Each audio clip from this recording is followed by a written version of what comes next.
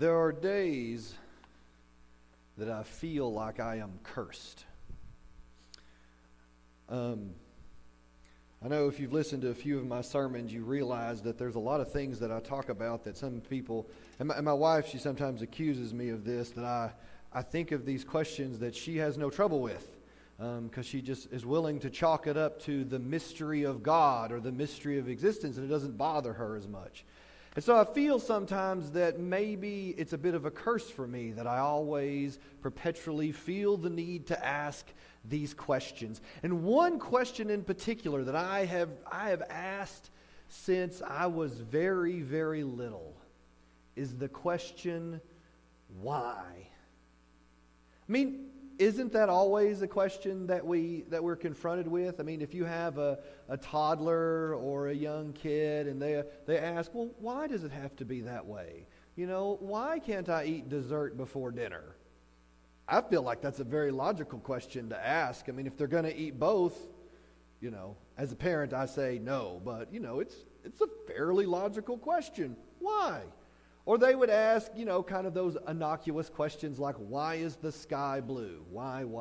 And I was that kid. I was, you know, I've said before, I was every Sunday school teacher's worst nightmare when you read stories in the Old Testament. And I would ask, well, why does it have to be this way? Why are there only 2 animals, you know, on the ark? Why was only Noah saved? Why? You know, and so we ask this question, why? Now, sometimes it's simple little things that our children ask us. Sometimes even they ask very profound questions about why is the world the way that it is? Why does so-and-so not like me? Even as adults, we struggle with it. Why do bad things happen to good people? And why do bad people seem to have good things go right for them? And I must confess, I have spent most of my life probing the depths of that short little word. And I can also say it's gotten me into a fair amount of trouble. Just try questioning traditions. If you grew up in a very traditional church and you would ask questions like, well, why do we do this way? And the standard answer that they would come up with is, because that's the way that it always is. Now, if you're like me, that's a terrible answer. I hate that answer until I became a parent and I started giving it. But for me, that was one surefire way to make me keep asking the question, why? Now, sometimes we ask this question, why, to avoid doing what I would consider the real work of the kingdom of heaven. Let me explain a little bit. It's like when we see a homeless person and we ask the question, why is this person homeless? Was it bad luck or was it something that they did? Because here's the thing. If I determine that it was their own fault, then sure, I mean, as a Christian, no matter whether it was their own fault or their bad luck, I should give them a little bit of assistance. But I'll just tell you that if I'm giving assistance to someone who I determine it was their own fault, I might be a little condescending and a tad bit judgy. I try not to, but it's the nature. So because we want to ask that question, because we want to determine why. How did they end up there? Because that can determine how we treat them, and that can determine how we see them. And let's face it, it's how we pass judgment on people. Well, why did that happen to them? And if in our minds we could formulate an answer that it was the logical result of their behavior, well then, like I said, we're humans. It allows us to be able to have that judgment and that power over people. Now, here's the thing. Jesus had an answer for this kind of question when we ask why, specifically in that kind of incidents. And once again, it's one of those situations where I don't like what Jesus had to say, but I have to follow it anyway. Walking down the street, Jesus saw a man blind from birth. His disciples asked, Rabbi, who sinned? This man or his parents, causing him to be born blind? Jesus said, you're asking the wrong question. You're looking for somebody to blame. There is no such cause and effect here. Look instead for what God can do. We need to be energetically at work for the one who sent me here, working while the sun still shines. When night falls, the workday is over. For as long as I am in the world, there is plenty of light. I am the world's light.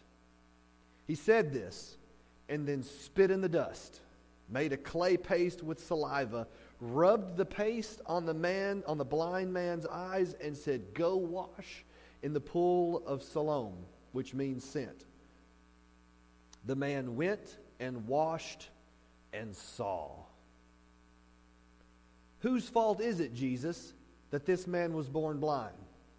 See, in the disciples, that was their whole frame of reference. They wanted to know, whose fault was it? Why is this man clearly different than everybody else? Blame. That's the name of the game.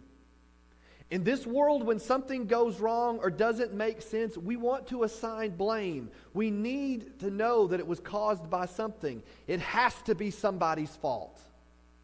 Why? Well, a couple of reasons. One, so we can assign punishment. We like to not think of it that way, but let's face it, if you've ever raised kids and something got broke in the house, trying to determine exactly who did it, if you got multiple children, you want to know who gets the punishment. We want to do that. We want to assign punishment to the person. Well, they did it, so it's their fault, so that's why this happened. Two, so we can decide if we want to give any help at all. Now, here's the funny thing about this exchange, is that the disciples and the culture that they were a part of, first century Judaism, had long ago stopped asking the question, why, when dealing with things like disabled people and people who were different than them. They didn't even ask why anymore. They just assumed, well, it's the result of sin. Then the question becomes, well, whose fault is it then? We know that this blindness has to be caused by sin. So whose fault is it, Jesus? You tell us. They just assumed that someone's sin caused this. And so because they assumed that, then these people were suffering because it was a part of God's justice. This was God's justice being served. Now the question is it this poor fellow's parents? Or maybe he committed some sort of sin, which is kind of interesting because he was born blind. So did he sin in utero? I don't know. But this was the thing they were obsessed with. They were obsessed with the question of, well, whose fault is it? The point for them was there had to be a reason for this condition, and it had to be something that somebody did that was bad. Now, the unwritten part of this question is this. Since there is someone at fault, then I am under no obligation to help these people because they are being punished by God. Now, sure, God is gracious and He expects me to be gracious. And in my magnanimity, I may toss this poor blind fellow a few coins to help him on his way. But since his condition is the result of someone's sin, far be it from me to interfere with the curse of God. Now, here's what I picture Jesus' response. Because, we're not given the whole picture of Jesus. I wish it read more kind of like a novel where we're kind of told Jesus' reaction. Because I picture Jesus' reaction to the question one of two ways when they ask this question. Because they've been with Jesus a little while. I picture Jesus going, "Don't!" Or I picture Jesus putting his hand on his face and shaking his head like this, going, "You poor disciples, you've been with me this long, but you still don't get it. You're still not understanding this gospel message. There is no why. There is no who here. There's nobody at fault. This is a product of living in this world. And that is not the question that I want you to ask. Because there is no way for you to shirk your responsibility to your fellow man. Instead of trying to assign blame, try to see what God is doing here in the midst of this suffering and this situation, and then you go participate in what God is doing here. There is no fault. There is no blame. This just happens in this world, and it's part of living in this brokenness. But understand this. I am the world's light. Or if you're using another translation, I am the light of the world. And my job as being the light of the world is to illuminate the things that need to be done. Don't worry so much about asking these existential questions. There is suffering and brokenness in the world, and my job is to shine light on it so that you do something about it. Now, I have my own humble illustration about this. Have you ever worked on a car at night? Well, a few years ago, my wife decided that she wanted she wanted a classic Mustang, and we ended up making that her primary vehicle for a couple of years. Now, there were a few nights after she got home. Now, keep in mind, we don't have a garage. So there were a few nights after she got home, I found myself under the hood or under this car replacing some failed part or belt. Between batteries, belts, starters, solenoids, distributors, caps, alternators. It only took me a couple of years before I decided that having a classic car as a daily driver was a terrible idea. Just took me a couple of years to get to that point. But back to the story. So working on an old car in a driveway on a weeknight when you're busy with everything else that goes on in your life, one of the things you discover is that you really need a good light to see what's going on under there. A really good flashlight. And keep in mind, I don't have a garage, so I'm usually out in the driveway working under the hood or under this car doing stuff. And here's another little thing that I figured out. While you're working on a car at night, knowing that it needs to be drivable the next day, you are not asking existential questions to the car about why did this part break down. You're not saying, car, now come on. This is the second starter. Give me a break here. You're just fixing the problem. The light is illuminating the problem, and so you're going to try to fix it. You don't ask the deep question. There is no pondering. Why? Because you've got to get it fixed by tomorrow morning, or you're going to hear about it. So you do it. It was broken, and it needed to be fixed. So what did I do? I grabbed my trusty flashlight, replaced the thing. The flashlight is the thing that showed me what needed fixing. Here, Jesus is kind of saying the same thing. Here I stand, the light of the world. Not one light, not a light, but the light. Now, metaphors in some cases can be a little ambiguous. Jesus could make all kinds of connections to what light is supposed to do. But here he narrows it way down. He narrows it down to a single thing that he insists, this light, my light, the person who I am here to guide you in the work of the kingdom.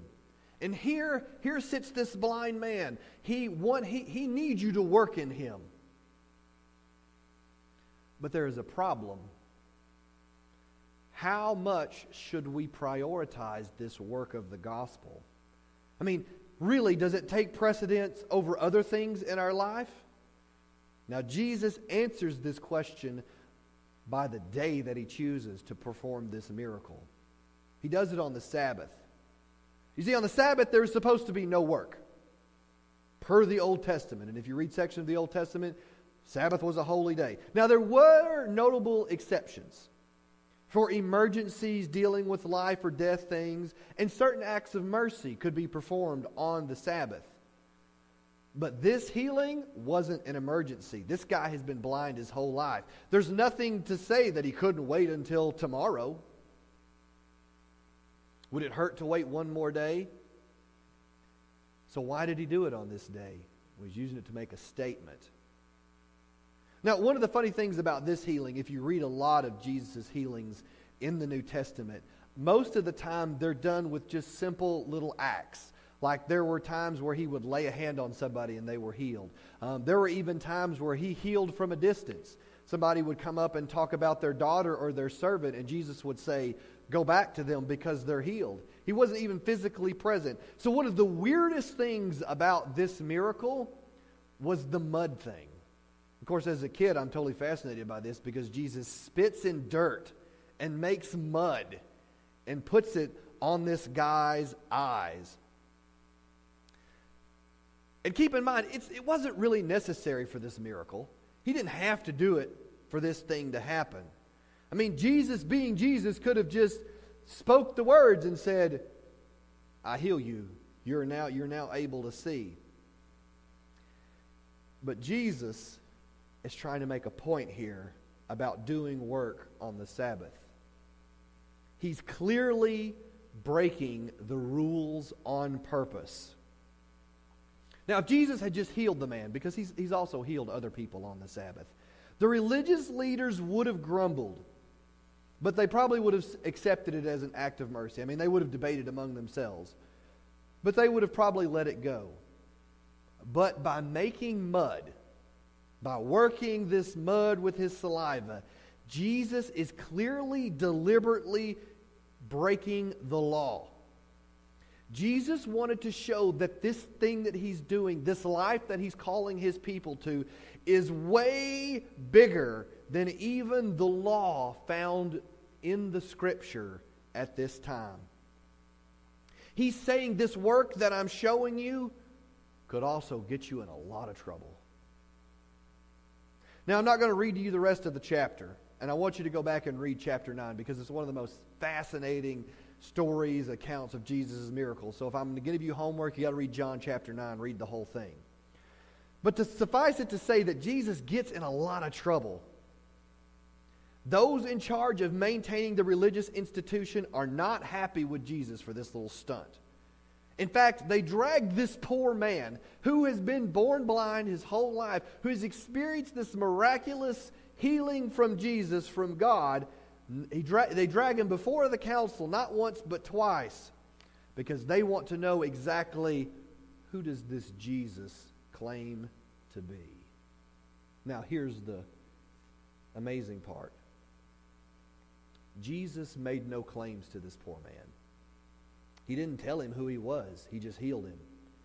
He took a man who was living in darkness and he gave him light. One of the most powerful testimonies ever recorded is what this blind man says about Jesus the second time they drag him before the religious council in for questioning. They called the man back a second time, the man who had been blind, and told him, "Give credit to God. We know this man is an imposter." The blind man replied, "I know nothing about that one way or the other. But I know one thing for sure. I was blind. I now see." This man doesn't know a thing about Jesus. He can't expound on complex theological arguments about the nature of Jesus' divinity versus his humanity. He doesn't know whether this guy is the second member of the Trinity or any of that other kind of things. He can't dive into a debate about Old Testament law. He doesn't even know Jesus' name at this point in the story. He just knows one thing. I was blind. I now see. I once lived in complete and utter darkness, and now I know light. There's that metaphor again. Jesus illuminates the work that we are called to do so that we can bring light to others so that they can see God. That is our work. Now, if you're like me, you're always the questioner. You're saying, now wait a minute, Marcus. I can't work miracles like Jesus did in this story. I can't make a blind man see. I can't make the lame walk. I can't do those things. And I know, neither can I. That doesn't mean I haven't tried. That doesn't mean that I haven't sat beside someone who was dying or hurting and I haven't laid my hand on their head and prayed for a miracle. because I have. I've tried that. I've done that.